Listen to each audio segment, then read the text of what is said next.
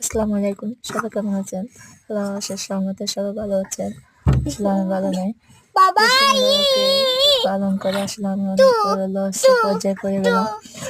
আমার খামারের প্রত্যেকটা মোরগ খুব অসুস্থ। তাছাড়া খামারে রানীক্ষেতের বাইরে আক্রান্ত করছে। অনেকগুলো মুরগি মারা গেছে। দেখেন, আমি রানীক্ষেতের জন্য আজকে এই ওষুধগুলো নিয়ে আসছি।